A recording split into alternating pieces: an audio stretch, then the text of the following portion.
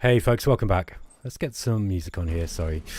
Okay, sorry the stream's starting late, by the way. I was just, for some reason, all the YouTube settings just reset to their default settings, and so the video was unlisted. So I've just been sat here talking to myself for about 15 minutes. Which, you know, technical issues. Anyway guys, welcome. This is Shadow Empire Oceania. I've been given the all clear to be able to show some of the content from this now. And I'll be honest with you, like Matrix kind of dropped this on me right at the start of March. I applied for the beta months ago, so I'd just forgotten about it, and I had no idea that they were even going to accept me on. So yeah, I've just been too busy to really look at this. I've played it a little bit. I've given Vic some feedback from the early game. I'm really liking what I see. I think it's a really good DLC so far. I'm going to show you the planet generation stuff, which I think is probably the most important stuff, you know, for most people to kind of get their heads around. The Maritime trading house stuff, I'm going to show you some gameplay too. I don't really have a huge amount of experience with what's going on with that yet, so I can only really show you the early content, and that stuff gets complex. There's like the list of instructions that I got given on how to play with it was massive. There's so much in there. So I think that I'm going to preface this by saying that I think that Oceania is an interesting DLC because it is going to bring in content that makes Shadow Empire base game feel a little bit more like playing on an Earth-like planet. So for everybody, whether you're a beginner or you've been playing for a long time, this is going to be nice. It does change the game a lot. I was going to say hi Otis, and hi Late Doomer.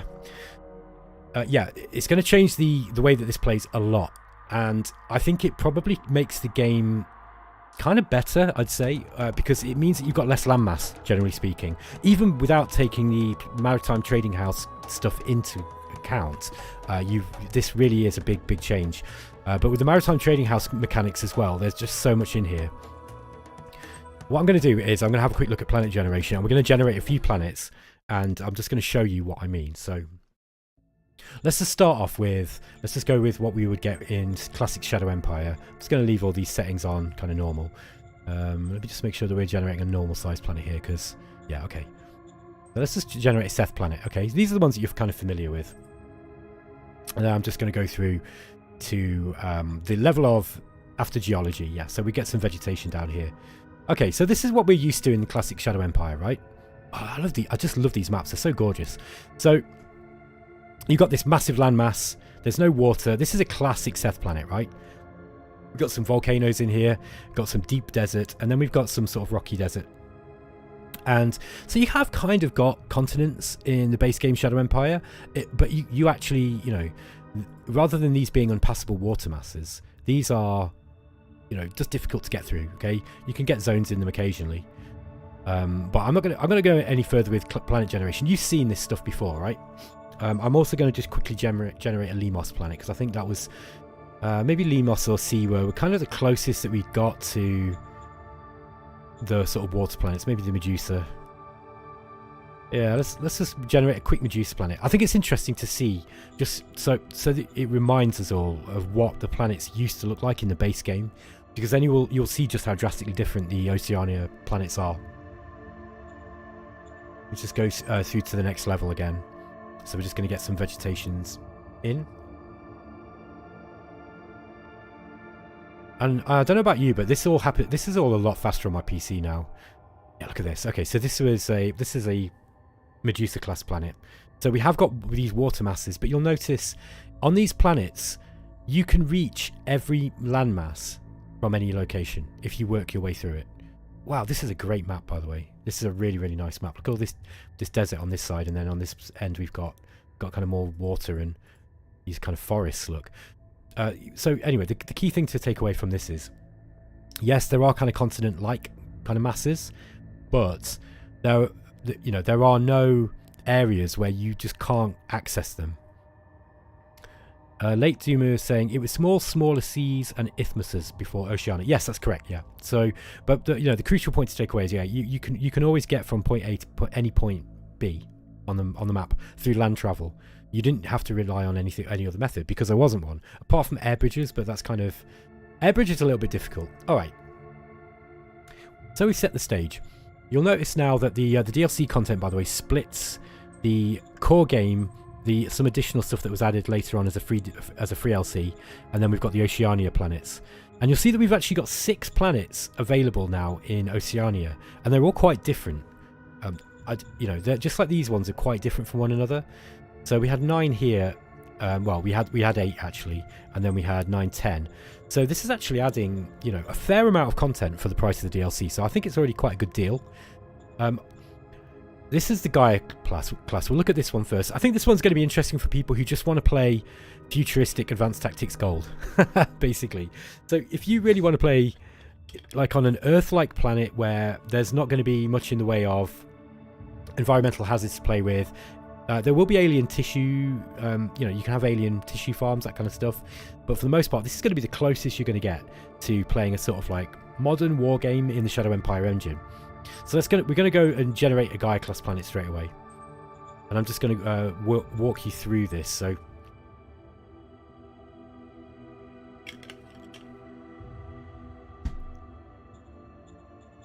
and we're just going to get the biosphere level in. Here we go. Okay. So as you can see, now we have got... have we got any land masses that are... Yeah, okay. I think this one... Yes. It looks like here we have got some continents that are separated that you will not be able to get through. Like, I think this one here, you can probably... Excuse me. You can probably actually come across this way, look. And this way.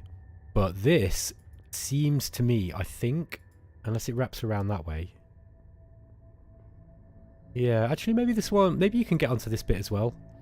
So this one actually, this map technically... Oh no, this continent here and all of this stuff on the western eastern sides are all separate. So you'll see, if we go on to carry on generating the planet, and we'll just get some zones in there as well. We'll go through the dissolution war just really quickly. It's just calculating the apocalypse now. With its dissolution war algorithms. Okay. So let's have a look where the zones are going to be formed on this. Okay, we've got one here.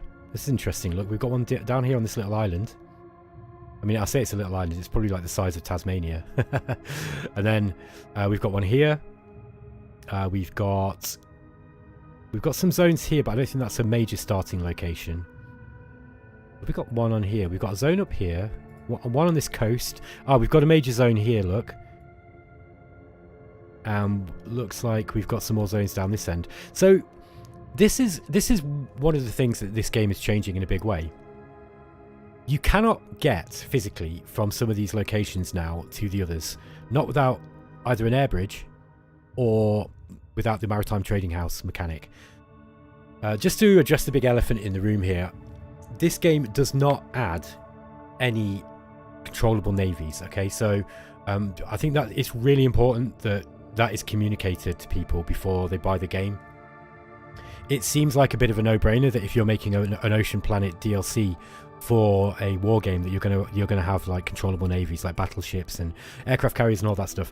That game, this does not have that in. Okay, the way that Shadow Empire actually handles navies is by an abstracted mechanic called the Maritime Trading Houses, which are like, they're kind of pirate forces, I guess. They're a sort of naval version of what you are, like a naval warlord, but at least at the moment it's kind of abstracted, and you deal with them through the decisions. Okay, so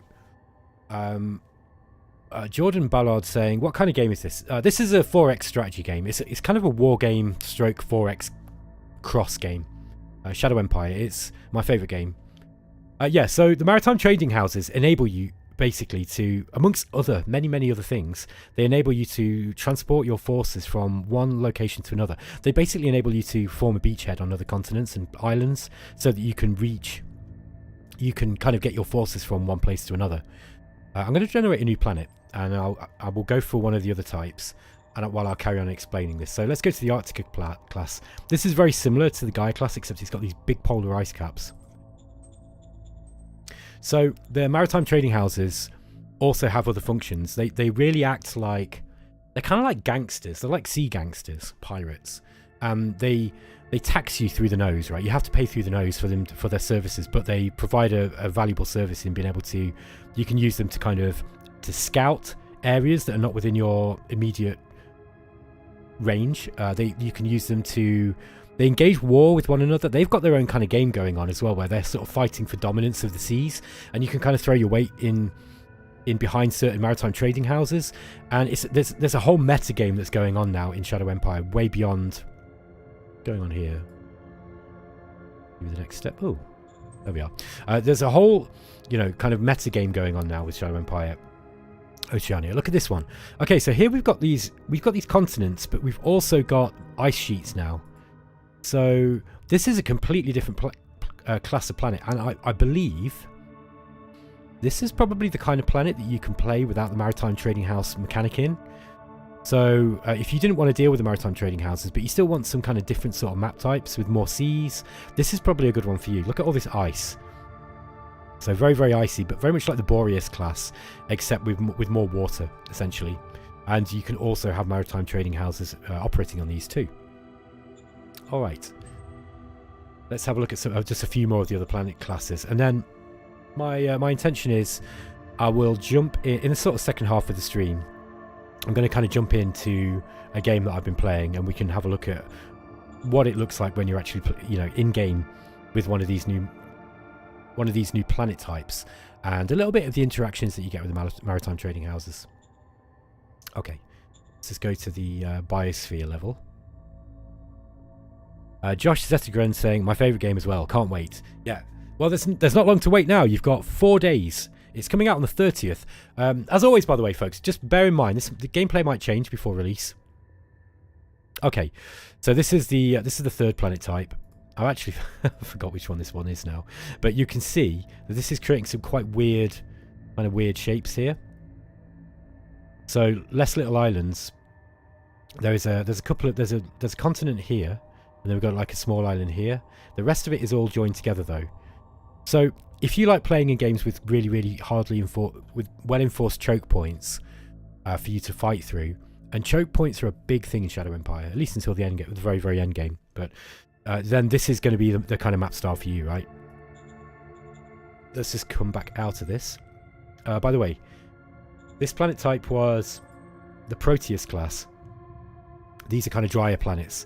I'm just going to generate another one because the one that I generated just before I started recording was really, really interesting. So this is kind of like the Seawa class planet, except it's got oceans as well. Okay, this looks like quite a mountainous one. Here we go, look, yeah. So this is like a very dry, arid desert planet, but we have got some water. So these are going to be these will be interesting, for example, if you end up starting in the middle of the desert, you're going to have to be trading for water. And yet they're still going to be having this maritime trading house stuff. So while this one here, look, you can probably reach every area from every other area. You will still be able to invade. Like, let's say that you've got a city around here, and you've got an enemy here, right? And you've got a war on this kind of front. What you will now be able to do with the maritime trading houses is you can pay them to create a beachhead for you behind their lines, like here near one of their zones, and then you can land troops onto this area, create a zone where you land. So, and then you'll probably create another SHQ, and from that SHQ you'll start, you'll basically use that as a beachhead. It's really, really interesting gameplay, and the AI does this quite well as well. So the AI will do this to you. It will land on your shores if you're not prepared, and just establish a beachhead, basically plonk a zone down with a load of troops coming in, and then they'll come through your back line. So you've got to start defending your shores now.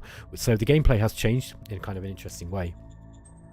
Let's just get another couple of these planets up, have a look at what they offer. So we've got the Fontus class. This is a kind of like rainforest kind of planet. These planets are greener than good old Earth. Alien life forms are as good as guaranteed. So if you want to play, what was that? The Forest Moon of Endor with the Ewoks. This is for all you Ewok lovers out there, especially if you like oceans too. So planet age 1 billion. That's going to be interesting. There's going to be a lot of life on the planet, even though it's only 1 billion years old. We're going to get the geology up first, and then we're going to go for the biosphere. Now, usually when I'm going through the planet generation in Shadow Empire, I really like to take my time and look at all the, all this stuff that comes up. Like, it tells you what all the different creatures that are evolving and all the different plants. But we're just going to go through this relatively briefly. So, again, this looks like... I'm not sure if this part here rolls into this. I think it does. So we might just have one kind of Pangea. Like, oh no, here we are. Look, now this is a separate island here, and this one here too. I'm curious. Let's see where the game actually puts the zones down. This has got a deadly xenobiological hazard, so you won't be able to do any open air farming in this one, and everybody's going to be wearing enviro suits. Let's carry on with the apocalypse. Engage the dissolution war algorithm. Hi Destragon, how's it going? Does the game now have naval units, or is it just naval invasions? No naval units.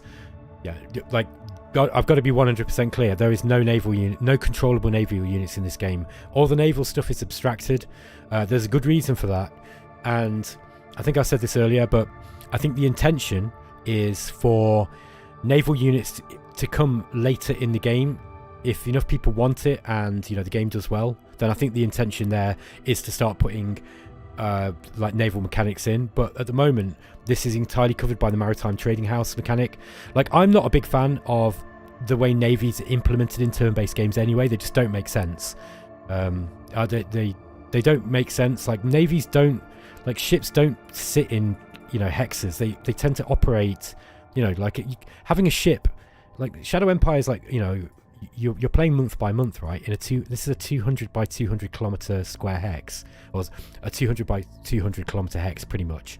Okay, how do you find, like, if you've got one battleship here that doesn't want to be found, and then you've got, like, I don't know, a destroyer? How does one ship find the other in that hex, in that turn? Like, that's not how navies work. They project their power over time, and they use missions. They use missions in order to project their power and their, the way that they are. Now, kind of Shadow Empire does sort of mimic this a little bit, because if you're working with such big hex scale like this, and this is rare for a war game, by the way, you don't have hexes like 200 kilometers wide usually, not unless, I can't think of any other game that's got a scale like that. But so there is a little bit of that in this base game. In the base game, with ground units, and you have this recon value, which kind of represents how well hidden your troops are and how well you can see hidden stuff. I still don't think that would work with navies, and I think I think he wanted to do something different, because Advanced Tactics Gold, the navies were very, in my understanding anyway, it was that the navies were very, very controversial, and some people love them and some people hate them. Like, it was interesting when we had a podcast with Daz Tactic and Eric Tortuga Power. Like, Daz was saying that he loved the navies in Advanced Tactics Gold, while Eric said he hated them and he turned them off because it just didn't work. They made no sense. So I think that Vic kind of took that criticism on board. So he was like, right, okay, we need to figure out a way to do naval stuff without people having to micromanage these weird, unrealistic implementation of how navies are. I mean, if you want to go and look at real naval war games, apart from War in the Pacific and a few others, you generally don't get like turn-based games that move counter by counter. Like, for example, the John Tiller games are all real-time stuff for the naval battles. Roger Gellison is saying, is there a way to choose a random planet across the new classes? So like the existing unclassified planet option, but with only the ocean planets. Let's have a look.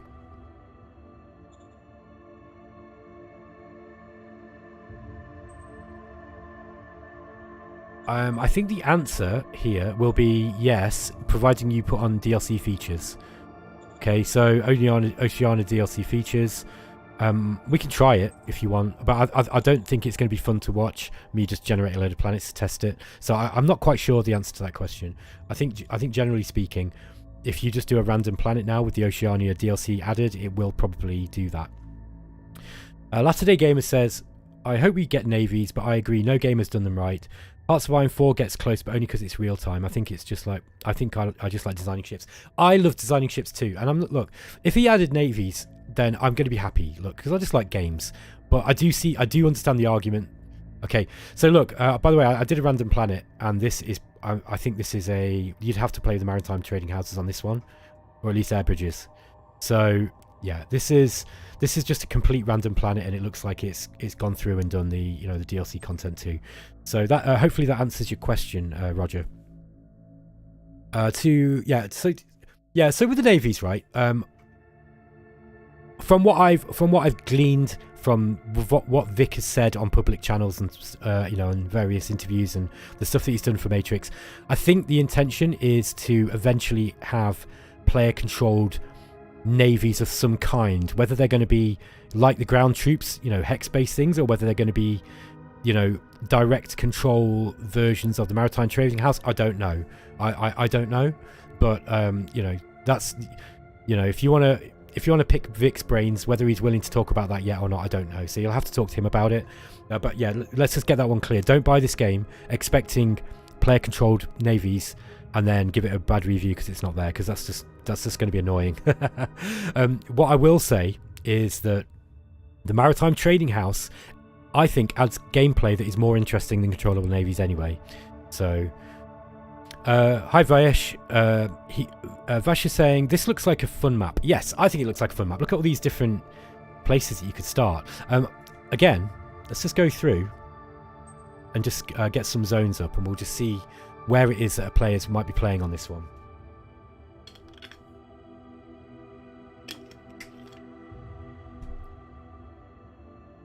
Latter Day Gamers is saying Island Empire versus Land Empire on that map. Yes, very much so. Now, if that sounds like it's going to be a little bit unbalanced, wait till you see how Maritime Trading House has changed things, because it's not necessarily better now to have a larger empire, let's just say. So yeah, let's have a look at some of these zones. Look, okay, so we've got one here. We've got a zone down here, but this would be a major starting location on this coast here. So here the challenge would be kind of to take this area. You might well bump up against a bunch of neighbors here, which might pinch off your expansion down this way, right? If that's the case, then you are going to then be using the Maritime Trading House mechanic to explore these other areas by sea. You can pay the Maritime Trading Houses to do exploration for you, and to reconnaissance landmasses. And each Maritime Trading House is split into these zones, so you'll have like a zone. This might be one zone here, one trading house will be here, one group will be here, one group will be here, and they're all fighting one another. So they're all kind of like trying to get your attention so that they can get your money, because they need to grow and they build more ships. And the different warlords that are playing the Shadow Empire game are paying them to do various things, like naval invasions, the exploration. There's a bunch of stuff that they can do for you. So even if you are on a relatively landlocked piece of terrain, as long as you got access to a coast, you are going to be able to get access to these Maritime Trading Houses. So let's say that you're like, I don't know, let's say you start here, right? Let's actually use a real example. Just find one. Let's say you start here, right? And this is your starting location, and you might have a bunch of, you might be hemmed in by maybe another major on this side, or a bunch of minor regimes. If you're at deadlock and you can't get through here, I mean, look, this is all radioactive wasteland anyway, right? You can actually go to the Maritime Trading Houses. Right, what's over here? And then they can search it out for you, and they send back the report of what you've got in on your map. And then you can say, okay, well, I'm going to form a beachhead here. We're going to plonk down a zone, and then we're going to start a new SHQ here. And then, if this is someone else's territory, well, we're going to invade them. So you can become like a pirate nation almost if you get the Maritime Trading Houses on your side. So it's a very, very exciting new mechanic. There's much more of the economic game that's going on now as well. So the Maritime Trading Houses are much closer tied into the economy. And there's been some tweaks done to the sort of way that markets work as well. I'm just going to have a look at some of the other, just a couple of these other ones, and then we're going to move on. So we've got the Thalassa class. These are water worlds. Yeah, they don't have so much land, and they can be quite varied. So let's just generate one of those.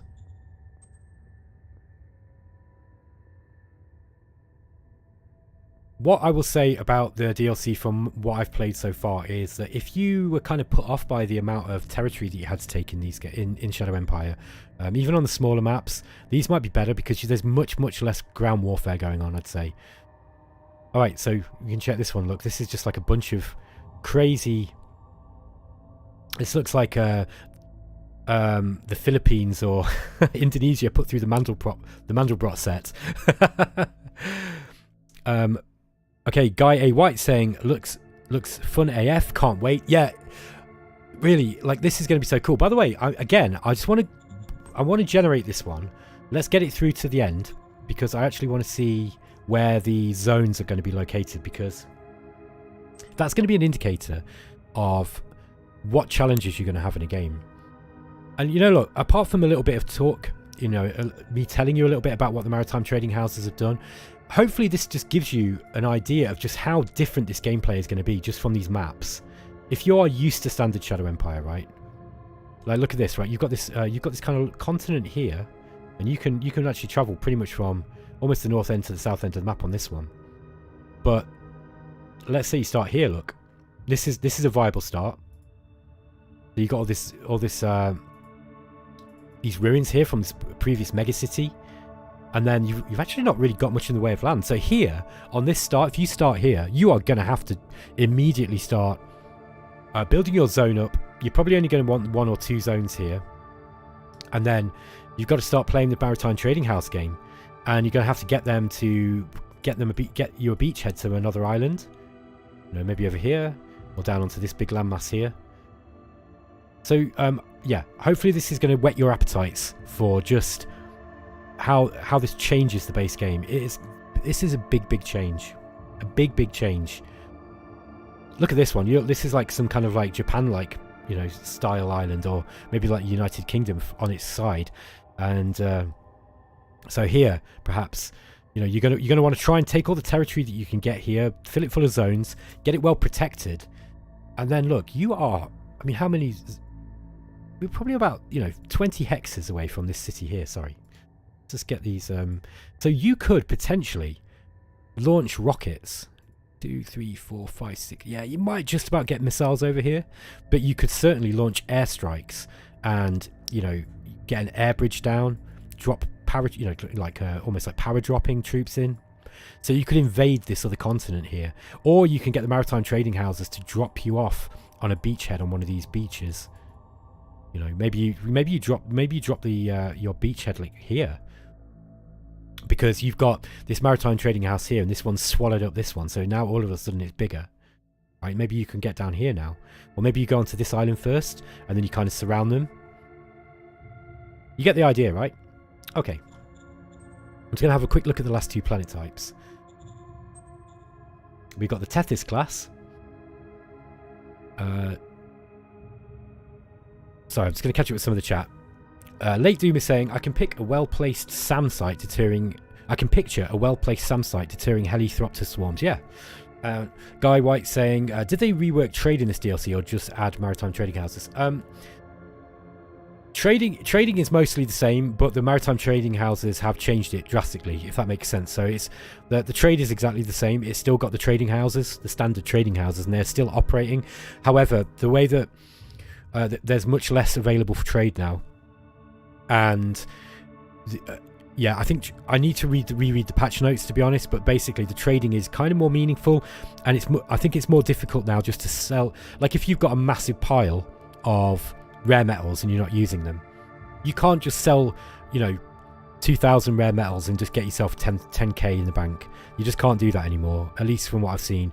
They've changed it now so that each trading house only has a certain amount that they can take, and, you know, they'll only sell what they can sell. So you don't have this thing now where you can just make huge piles of cash from trading.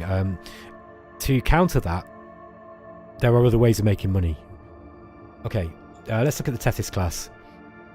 Tethys class worlds have a tendency to be hot and have a close to equal balance of water and land and very fragmented tectonic plates. These are going to present a challenge. Okay, so let's get ourselves one of these. This is quite close to the sun, look. Very, very hot planet. 4 billion years. Late Doom is saying, maybe I'm just a sucker for those types of units. Yeah, I like all the salmon aircraft stuff as well. I think it wasn't working that well when it first came in, and I think that the latest, I don't know, because I always play with the beta patches, so I don't really know where the main game release is at the moment with regards to the air forces. But the last few games that I've played offline, air forces have been loads better. The AI uses them more. They build more reasonable amounts of anti-air stuff. Yeah, it's much better now, I think.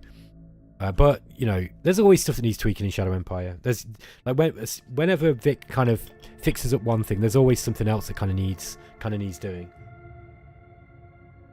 That said, I think Shadow Empire is in the best place it's ever been, and I'm not just saying that.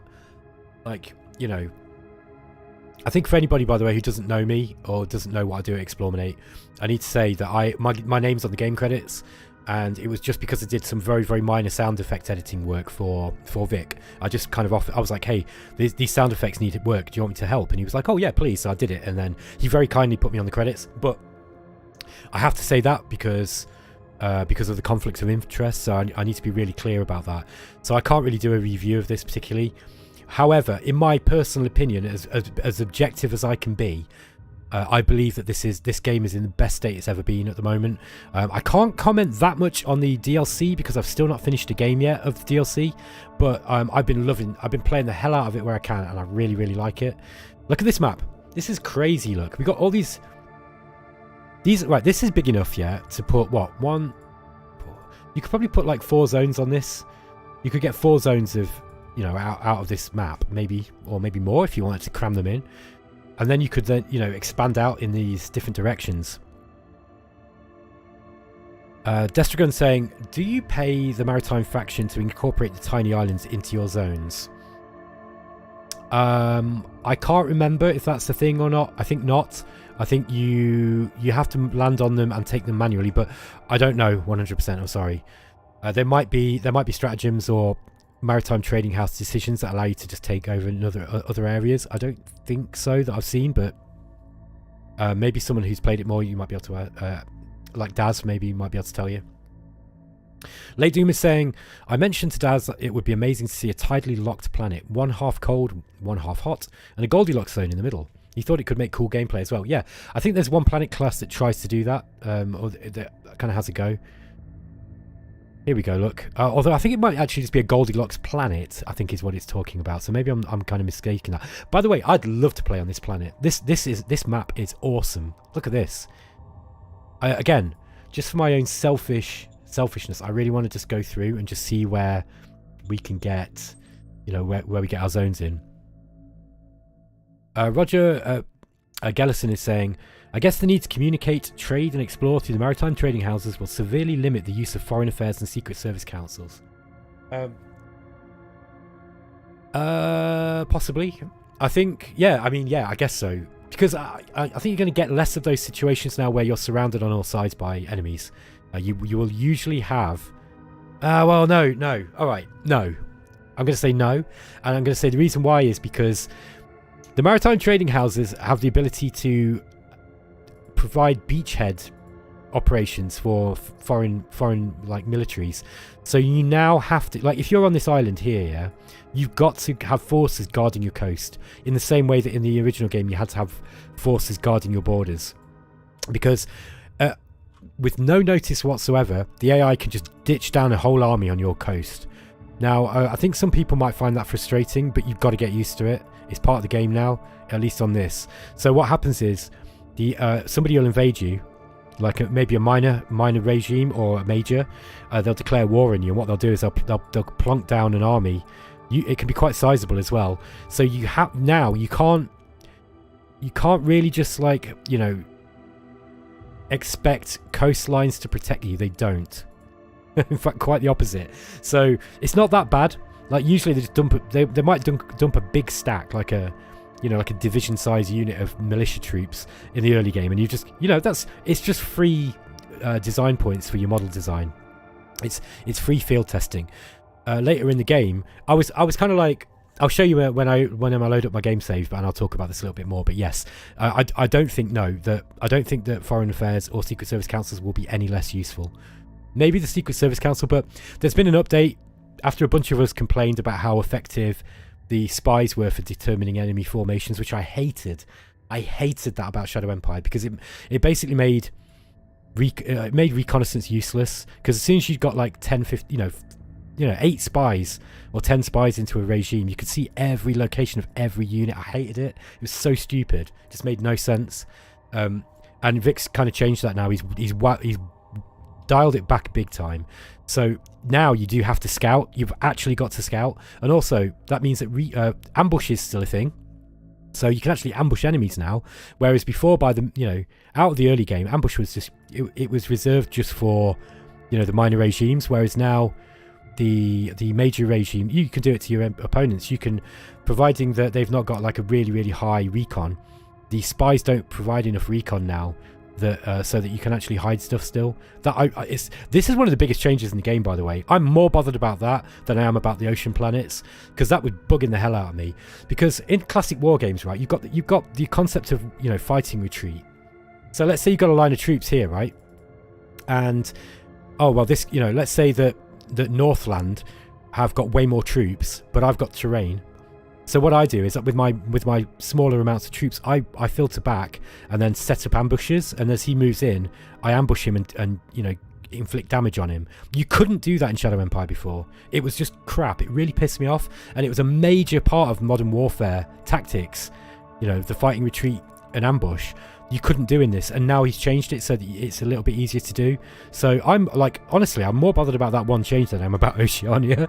But anyway, I'm going off on a bit of a tangent. Guy White says, are you able to build military ships, or is it all maritime trading houses? I was hoping for a blue water navy. No, you can't build military ships in this one. I've said this before, but the intention is, I think if the DLC sells well, then, and Vic's able to continue working on this stuff, then he's going to put that stuff in later. I think that's the intention, but I don't want to put words in his mouth. So you'll have to go and you either ask Vic yourself or go on the forums and find where people have talked about this. It is my understanding from what I've read in official channels and forums where Vic's kind of addressed it, and he said, yeah, I'd like to do that eventually. So I think eventually it's going to come. If I was going to guess, if I was going to give a percentage chance of you getting controllable navies in Shadow Empire, I'd say if people buy the DLCs and they like it and they keep playing it, and Vic, is suitably financially compensated for the time he's putting into the game, I think the chances of you getting playable navies of some form is going to be like 80%. That's my guess, all right? That's just Battle Mode's complete guess with no inside information. I'm just guessing, but I think he wants to do it in some form or another. But as I said before, unit car, like navies being moved turn by turn, just doesn't work. It's a stupid way of representing how navies work. So he's got to come up with an interesting way, and I think the Maritime Trading House thing is a step in that direction. So I feel that he's had to put this stuff in there as the first layer so that he can come up with a way of doing navies that's going to be interesting. So I hope that helps. Jim Elliott saying, I'm very excited for the release, and I hope the air unit model creation gets updated before navy units are addressed. Just my 2 cents. What can I say here? Alright, so Vic left a comment on one of my multiplayer episodes recently on my Battle Mode channel, and because I was saying I really want the aircraft model design to be changed, and he just said, I hear you, it's getting done, basically, is what he said. So yeah, that is coming. I don't think it's going to be before Oceania, though. I'm sorry. I think that it is on his list of stuff to do, I believe, from what he'd said anyway. Latter-day Games, never played a Hex War game before, but I'm so glad I randomly found pre-release Let's Plays of Shadow Empire. Ever since release, it's been in my top 5. Yeah, man, me too. We can blame Daz Tactic and Rob from eXplorminate for getting me into this game, and yeah, I can blame this game for not having the qualifications that I should have got from university. Let's put it that way. Let's have a look at the last planet type. Gary Olson is saying, what a year for gaming so far. Distant Worlds 2 DLC, Shadow Empire DLC, Master of Magic 3 DLC, and Age of Wonders 4 in a month. Yes, it's exciting stuff, isn't it? And it's just, yeah, it's causing me problems because I'm supposed to be I work a sort of, I work a relatively relaxed job so that I can kind of do this stuff, but now I've got to focus on making more money, and so I've kind of got 2 jobs, and I'm kind of training for another one. So all of a sudden, like, I've got loads less time for gaming, and it's a good thing because I'm an adult, you know, and like, really, as an adult, you should be focusing on adult things. However, I have found that I'm ruining the fact that all these amazing games are coming out right now when I've got to start getting busy. The Hydroid class is a small planetoid that happens to find itself in the Goldilocks zone.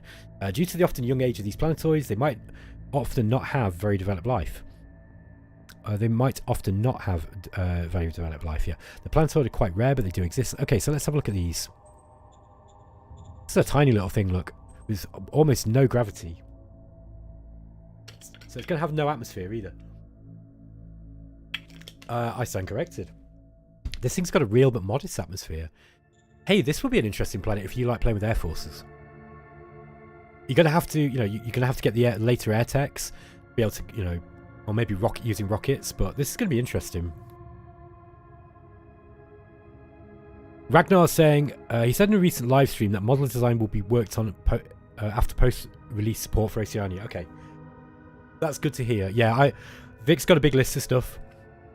I've actually privately made a few suggestions to him that he's added to his list as well. That's what Vic is a great game designer, and he's got a very, very strong idea of what he wants to do. But to his credit, he doesn't allow that vision to blind him to criticism. So when somebody criticizes the game, he takes it dead seriously, and providing that the criticism's, you know, made in a made in a way that he can do something with, let's say. And yeah, he has, like, he will change things. There's loads of stuff in Shadow Empire that he's added because of criticism, and I think that there is stuff to criticize in this game. Okay, so look at this planetoid. Now this one, look, it doesn't seem to have much in the way of, yeah, this feels like a standard Shadow Empire map to me.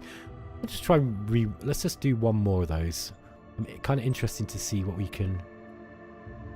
else we can get there. I'm just going to start right from the start rather than doing the reroll. Let's try this one. So this one's got a little bit more gravity.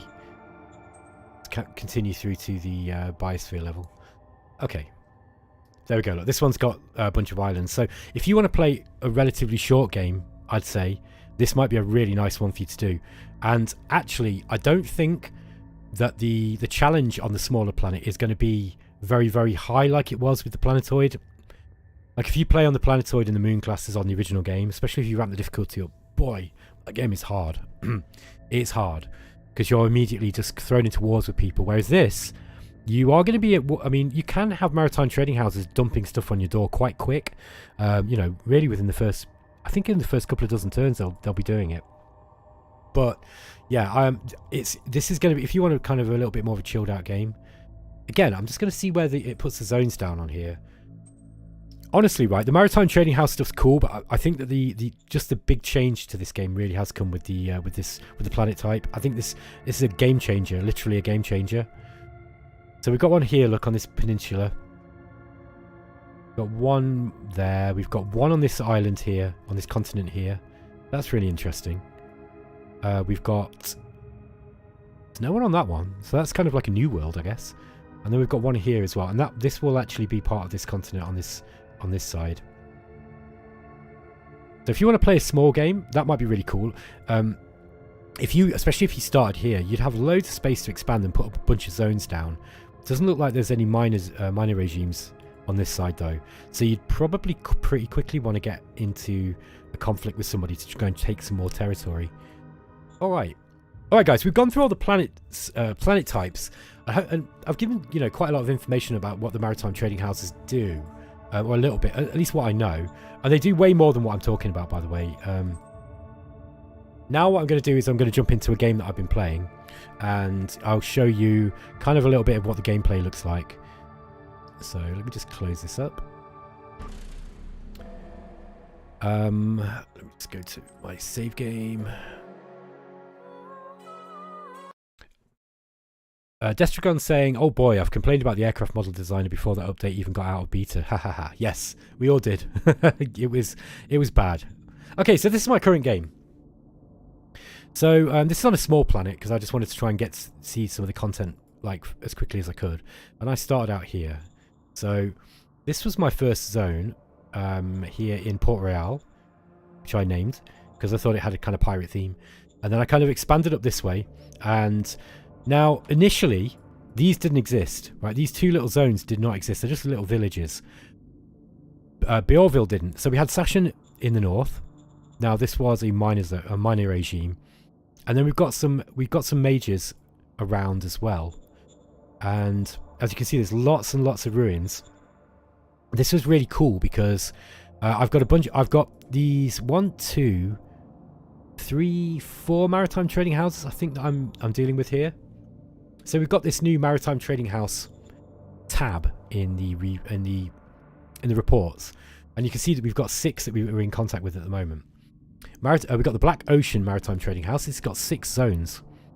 Zorpond, Beige Inland Sea, Noet Mare.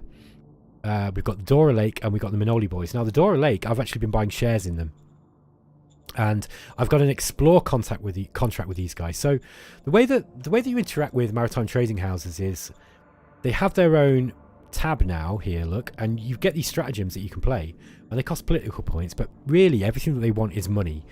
Maritime trading houses love money, and with the new trade, look, I'm going to show you. I think I was talking to somebody about how trade seems to work. You'll see now that there's much less to kind of buy and trade, at least on this map. It will probably be different on the other maps, but at least in this particular map, like, you'll see the traders, they haven't got much to trade. Even if I was to buy, like, 200 credit, 400 credits worth of stuff, they still don't want to buy so much. Look, so yeah, you'll find that they're more often they don't want stuff because they can't do anything with it. Okay, so they only buy what they can sell reasonably. Now, see these guys here. These guys actually jumped. These were brought onto this landmass from here, I believe, and one of the maritime trading houses brought them. So you get a warning. It's like, here it is. Look, you've got this Nebelund. So if you go to the asset, we've got a port here. Ports provide places where maritime trading houses can load and unload their vessels, and if there are edible marine animals on the planet, you'll find local private and public fishing trawlers as well. So they can upgrade these ports to different levels. Now, they build these automatically. You pay them to put these down. And then what they'll do is they use it as a beachhead. So I just about beaten these guys. And it was really interesting because these guys here then paid the Maritime Trading House to create beachheads on my coast up here. So they were getting beat back. I actually took Sashan, and they were beaten back, and they used the last of their kind of political support. They put down 3 of these, one turn after the other. So now I've got, like, I went from having there was just 2 zones here, so now we've actually got 1, 2, 3, 4, 5. And by the way, there was a rebellion, so the rebels are still around here somewhere. The rebels seem stronger in this one as well. And then we've got these. So here's what's left of the Sashan domain. They've actually been pushed back all over here and in Beorville. And then yeah, they actually landed a bunch of troops on these on here as well. So I had to siege and take Ratburg and Mopiharben here. And so yeah, they can plonk down zones, which is really interesting. All right, so as you can see, then the maritime trading houses can do some cool stuff. You can get them to do reconnaissance. So I've actually got one of these up at the moment. So they're actually checking out. It's this maritime trading house here. So if you go to these zones, look, it actually shows you the different zones. And this is Dora Lake. And in the Dora Lake zone, each one of these zones has its own. It has its own maritime trading house controlling, and they grow and shrink because they're kind of engaging in war with one another. So let's look at Dora Lake. We've got a good relationship with them. They've got their attitude to piracy is undecided. So the higher the piracy attitude, the more likely the maritime trading house will be tempted to sign contracts with minor regime pirates to transport them to your shores. So yeah, that's something you got to manage. If they like piracy, these guys like Noet Mare here. That's these ones. These are the guys who dumped these on my shore, I think. So Noet Mare Maritime Trading House. They were the ones who were putting these miners down in here, and I had to deal with these quick, by the way, because they put on. Look, I mean, if you can see how many troops they put in here, They ditched a load, and I've killed a load of them as well. So they were just in this massive line. So they didn't. It's not just like a stack of one unit, you know, like a regiment, or a division even in certain circumstances. They actually banged down a whole load of them. So you have to be ready to defend your shores. That's why, look, I've got some of these units here just on the edge, just kind of in the same way that you would be guarding your borders in a standard game of Shadow Empire. Late Doomer says, maybe one day, I could wait years even, we could see a subterranean layer akin to something from Conquest of Elysium. Imagine late game underground drills, cavern monsters, buried alien tech. Yeah, okay. Like, talk to Vic about stuff like that, because I think he likes to hear the ideas. I think he gets thrown a lot of them. I have heard on the grapevine that something like that might be planned, but I can't say any more. Okay. I think in the long-term plans of the game, I think Vic really wants to expand Shadow Empire out in a big way. But yeah, I won't spoil anything. Vic will have my support. Late Doom is saying Vic will have my support financially for a long time. Yeah, me too, man. I'll always buy these games. These are great. I actually want to go and buy the Decisive Campaigns games because I've heard that they're really good. Roger Gallison saying, so the only regime that paid the Maritime Trading House for the port can use it then? No, the Maritime, I'm not sure, right? I think what happens is the port kind of belongs to the Maritime Trading House, or whoever's zone it's in, I guess. So yeah, I guess it belongs to the regime that put it down, but like if I go to, I can contact Maritime Trading House, and I can, like, if I wanted to contact those pirate guys, yeah, these guys are already in contact with me, but I could like say, okay, I want to talk to you, okay? So I could talk to Black Ocean, and Black Ocean have got all these zones. These are the big ones. These are the big boys. So let's say I want to talk to Maritime Trading House there. By the way, I'm not really playing here, so I'm just going to roll the turn on. You'll see what happens when they come and approach you. Now, what I could do is the Maritime Trading Houses themselves, as I said, are kind of at war with one another. They're all trying to outdo one another. You can buy shares in them, and by buying shares in what they do, or or you're buying shares in the Maritime Trading House itself, you get more say in what you can do with them, and things become cheaper. You also get a payout as well, like a dividend payout. I'm just going to go through this. Okay, Maritime MTH Minoli Boys has started an auction. So you'll see that this will be added in a decision here. So if we go to zone decisions, Maritime Trading House representative. Okay, so these guys have turned up because we asked them to come, and they want 200 credits, right? And then that will enable us to open up liaisons with them. Okay, so we have to pay them 200 credits. Like, that's what I say. They like money. They seem to leak money, but the more money you give them, I believe, the bigger they get. So they get stronger. So as you can see, some of these are big. Like Minoli Boys have got 8 zones. Black Ocean have only got 6. We don't know how many ships Black Ocean have got, but Minoli Boys have got 10, whereas the Dorla Lake lot have got 4. And they've all got a certain amount of shares as well.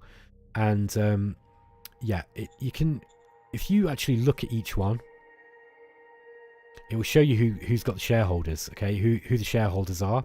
And at the moment, it's saying unknown for these because it doesn't know who's got these shares. Now, I don't know if this might be a bit of a bug, because with Dora Lake, my understanding is that I've got these 5 shares. I think it was me that got those, unless I'm very much mistaken. I bought a bunch of shares with these guys, so they're paying out 8 credits per share. Now, you're never really going to make your money back in this with these dividends. I don't think that's really what it's there for. Unless they're very, very large and expansion-like, in which case you might make... Yeah, look at these. Actually, these guys are giving out 266 per turn. So that's quite a lot, actually, compared. Yeah, Minoli Boys are just giving out 56. But Note and Mare, they're the big ones, look. So they're actually paying out a fair share. But their shares cost a lot. Like, you'll see that... Hang on, let's just check that again. Where do we see this? Okay, so this gives you the tonnage as well. So the more ships they've got, the more of your troops they'll be able to transport over. And yeah, it gives you some values like their aggression, expansionist, warfare, greed. The greed rating impacts the size of dividends paid. base price of auctions, and the likelihood of the Maritime Trading House abusing its monopolistic position. So there's this whole meta game going on in the background now with Oceania, and you've got to kind of play these guys to your, you've got to kind of play their game. I think if you want to be able to rely on them to be able to get over to the other islands and engage in war, you really need to play that game. So you've got to build up your nation to be able to afford to pay them, because you've got to pay them to do stuff. You need to be able to carefully plan who you're going to invade to get more territory, to get more money, so that you can then figure out which of these maritime trading houses are the ones to back. Like, if you buy a load of shares in one of the small ones and they end up getting beaten by one of the other maritime trading houses, you're going to lose a whole lot of favor, because now your enemies who've got shares in the larger maritime trading houses, they're going to be able to get over to your shores, whereas you're going to pay through the nose if they even allow you to do it, to get onto theirs. So this adds a whole new dimension to the game. And there's a naval warfare simulation that goes on as well. I've not seen that yet, so I really can't comment on it. Okay, I'm going to read some of the comments. I'm just going to take a glass of water first.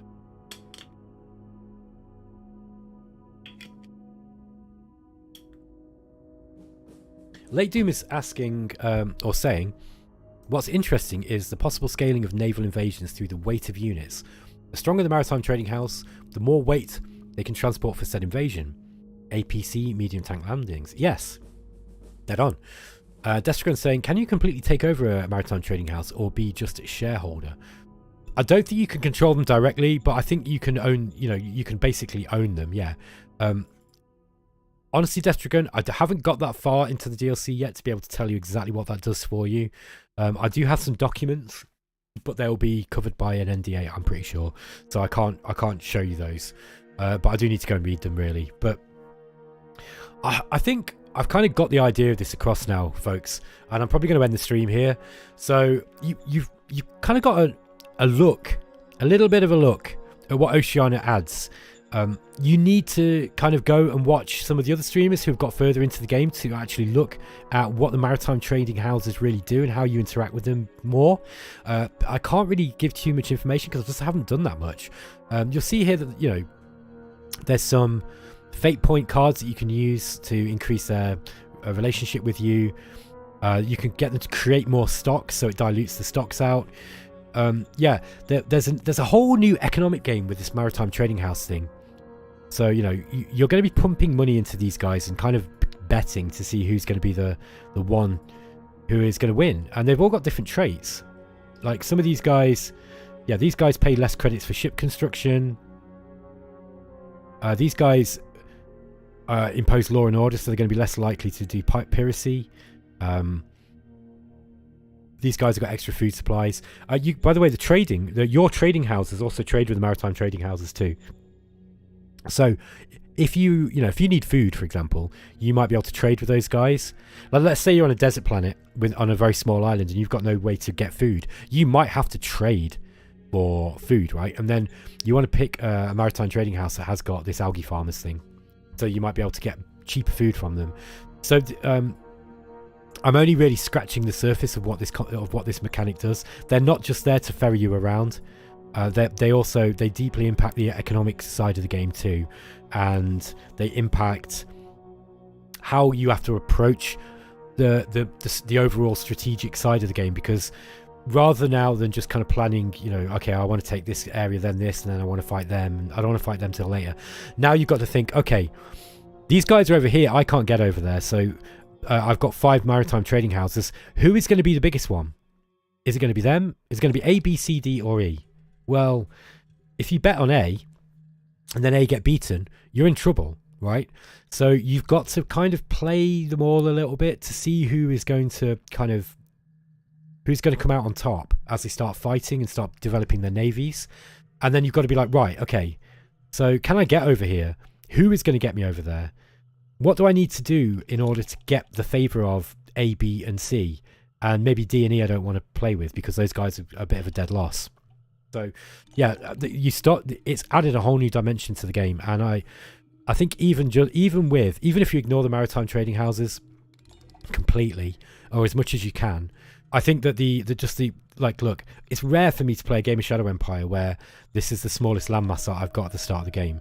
Like you know, you've seen my usual games where on a large map where I've got like 50 zones, and you know, this is my starting area, and then you know it goes like this.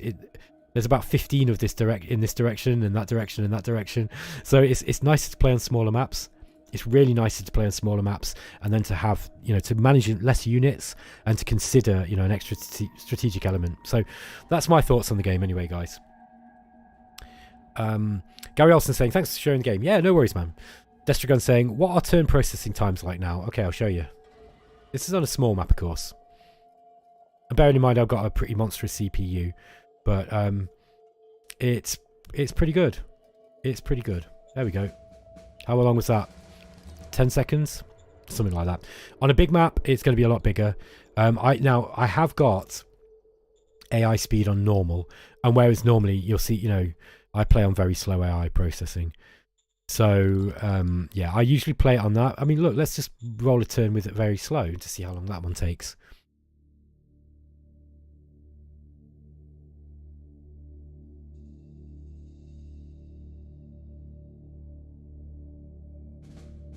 It's a bit slower. So before it was about 10 seconds, that's about 15. So yeah, I mean, it's pretty quick. They've Vic's done a lot of effort. He's put a lot of effort into optimizing stuff like the AI. I've yet to. The AI is playing better, by the way. Like, the AI doesn't just kind of abandon cities as much as it did. It still did it one time. Like on this one, they kind of like ran out of this city, but they ran and hid because I think they could see that they were going to get surrounded. So what they did was they ran over here. They pushed off in this direction, and they hid in these mountains, and then they started paying the maritime trading houses to invade me on the borders. I'd rather they did that than try to fight a losing battle in here. You know, that it's kept them alive. Whereas if I'd have just surrounded them with a bunch of infantry, that'd have been it. That's game over for them. So I think that, yeah, it's not a very scientific way of looking at it, and you know, this is just my opinion, but in my opinion, I do think that the AI seems a lot better. So the jury's out on that one. You guys are going to have to check it out yourself. Go and check out the other people who are doing Let's Plays. Go and watch Daz Tactic. I think Daz will be playing this when it releases. I think he's already done some content. And Daz is our buddy at eXplorminate, so I always wholeheartedly advise you go and watch his content. And check out the rest of the stuff that we're doing at eXplorminate as well. Because Rob's been putting out tons and tons of videos on all sorts of different games, mostly looking at new games that are coming out. I've not really had time to do very much recently. I don't even really have time to do that much for my own channel. But I'm hoping I'm going to put some more Master of Magic videos out this week, I think, while I've got a bit of time off, because I was playing a Master of Magic series and I was really enjoying that. So yeah. Anyway, guys, I will catch you later. Thanks for coming. Everybody who's been commenting, really appreciate it. I love you all, and I'll see you soon. Keep exploring, guys. Take it easy.